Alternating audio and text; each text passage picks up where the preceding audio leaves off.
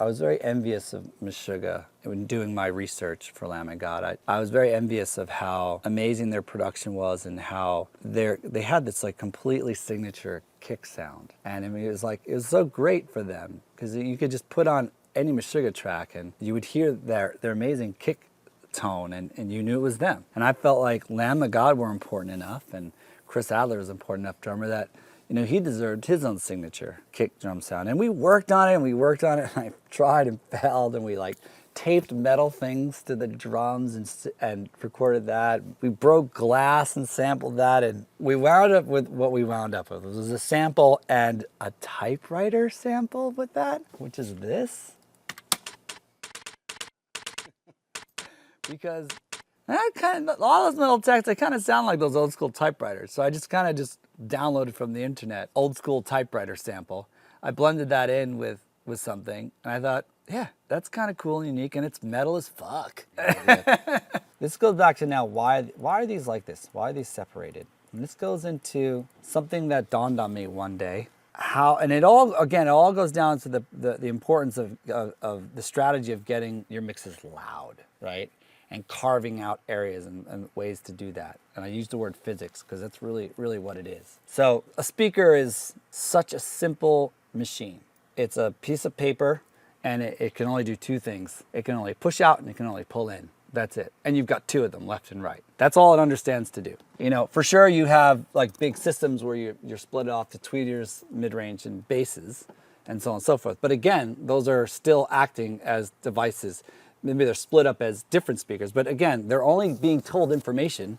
I push out and I pull in. So now I ask you the question, well, what is mono? Mono is both of these speakers have to do exactly the same thing at exactly the same time. That's mono. Stereo is like a car having independent suspension. The speakers that are pushing in and pulling out get to do individual things, and that is stereo. So now what happens, throwing all this information at these simple machines, these simple devices, these pieces of paper that are pushing in and pulling out, just to make sound waves. That's all they do. Now what's going on when we have things that are instantaneously loud and have full of energy, like metal kick drums, like double metal kick drums, and they're mono. It's a mono instrument. So what's happening is like, or a blasting snare, you're telling, it's trying to produce all these things, so your vocals and synths and guitars and things, and many things that are stereo.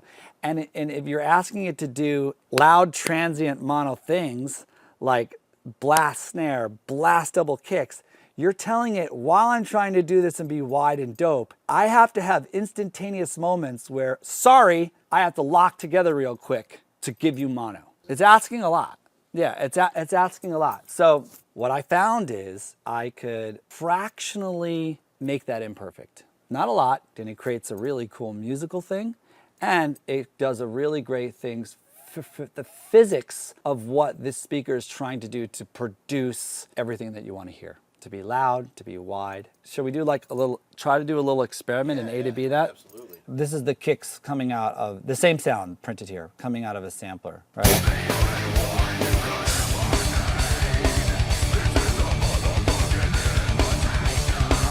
And I want to go into this sampler and show you what's happening.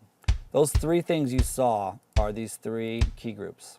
And if you can see how I made these imperfect. This is the center, right? And it's at this pitch.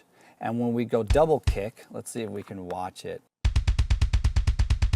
The only one that you ever need, right? It's toggling back and forth between these guys. Let's look at it here too.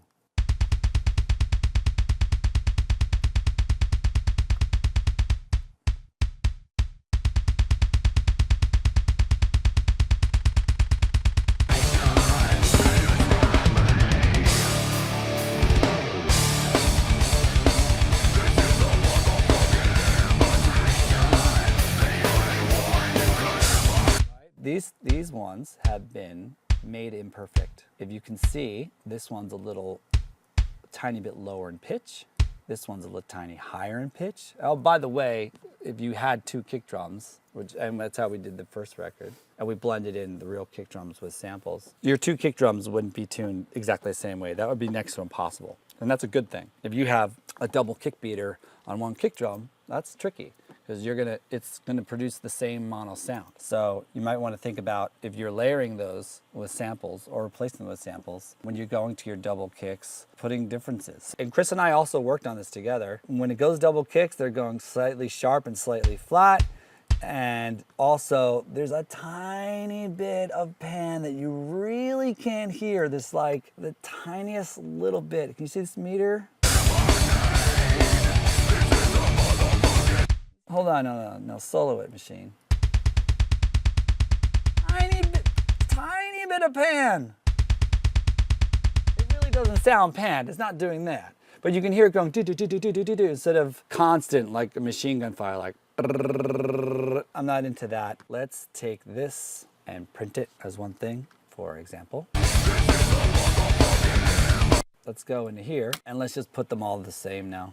It's going to be the same pitch, which is -2, and it is not going to have any pan. It's going to be 0. So if we were looking now at the meters here, see my mouse here, guys?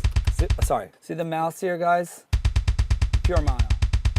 Pure mono. And let's bounce that as a ref. I'm toggling between kick drums, but I need you to put your ears not on the kick drums. I need you to put your ears on what is stereo, which is the guitars. Here's the mono one, and I'm going to flip over to the one that is imperfect.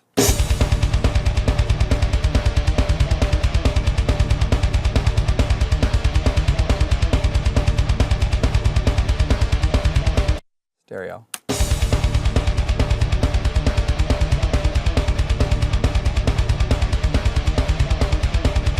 Do do do do do do do do do do do do. Mono. Stereo.